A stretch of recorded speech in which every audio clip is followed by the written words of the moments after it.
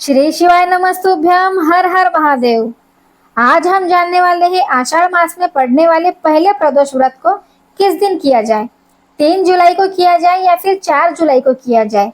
और साथ ही में जानेंगे प्रदोष व्रत का सही समय, किस समय पर प्रदोष व्रत की पूजा की जाए। जैसे कि हम सभी जानते हैं, महादेव की कृपा पाने के लिए सबसे बड़ा और सबसे महत्वपूर्ण व्रत होता है प्रदोष व्रत।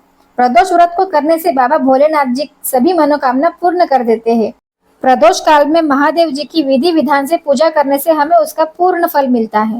अगर आप प्रदोष व्रत कर रहे हो तो आपको एक बात का विशेष ध्यान देना है। प्रदोष के दिन आप बेलपत्र के वृक्ष से बेलपत्र नहीं तोड़ सकते हो, इसीलिए प्रदोष व्रत के एक दिन पहले ही आपको बेलपत्र तोड़ कर रख लेना चाहिए। साथ ही में आपको दूध, दही, शहद, शक्कर, घी इन सभी चीजों को तैयार रखना चाहिए। तो चलिए जानते हैं प्रदोष व्रत की पूजा विधि। प्रदोष काल में महादेव जी की पूजा की जाती है। प्रदोष का समय आपको तो पता ही होगा, अगर नहीं पता है तो हम आपको बता देते हैं। सूर्यास्त के 45 मिनट पहले से लेकर सूर्यास्त के 45 मिनट बाद तक के समय को प्रदोष काल का समय कहते हैं। और प्रदोष व्रत की पूजा आपको इसी समय में करनी होती है। महादेव की पूजा करने के लिए आपको सफेद रंग के वस्त्र पहनने होते हैं, या फिर सुहागन औरतें थोड़े हल्के रंग के कपड़े भी पहनकर महादेव जी की पूजा कर सकते हैं। महादेव जी की पूजा आप मंदिर में जाकर भी कर सकते हो और अपने घर पर भी कर सकते हो।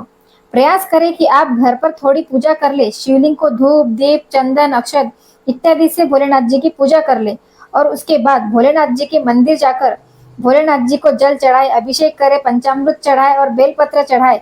भोलेनाथ जी के सामने बैठकर मंत्र जाप करे, स्तोत्र करे, आरती करे और फूल प्रसादी एवं से भोलेनाथ जी की पूर्ण पूजा करे और भोलेनाथ जी से अपने मन की कामना करते हुए भोलेनाथ जी से प्रार्थना करें। और अगर कोई नया प्रदोष व्रत शुरू करना चाहता है तो वह कैसे करे।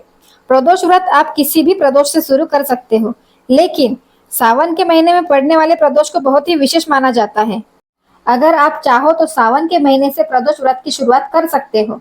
वैसे तो प्रदोष व्रत अपनी मनोकामना पूर्ति के लिए किसी भी दिन की प्रदोष से शुरू किया जा सकता है। तो चलिए जानते हैं व्रत किस दिन करना है, व्रत का समय क्या है। वैसे तो दोनों ही दिन हमें तेरस की तिथि मिल रही है। 3 जुलाई को भी और 4 जुलाई को भी त्रयोदशी की तिथि है। त्रयोदशी की तिथि है सुबह 7:10 से शुरू होगी और समापन 4 जुलाई को सुबह 5:54 पर होगा।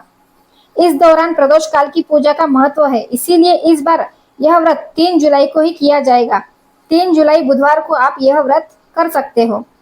और पूजा का शुभ मुहूर्त शाम 6:34 से लेकर शाम 8:55 तक होगा। इस समय में आप प्रदोष व्रत की पूजा कर सकते हो। और आज हम आपके साथ एक उपाय शेयर करने वाले हैं जो प्रदोष के दिन आपको करना है और प्रदोष काल में ही करना है।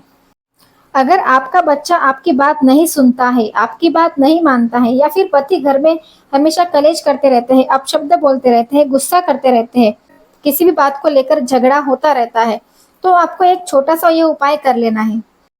आपको एक तांबे के लोटे में शुद्ध जल भर देना है और 11 मूंग के दाने आपको उस जल से भरे हुए लोटे के अंदर डाल देना है और वह लोटा आपको शिव जी के मंदिर लेकर जाना है और शिव जी के मंदिर में जाकर शिवलिंग के ऊपर आपको वह जल समर्पित कर देना है अपने मन की मनोकामना करते हुए।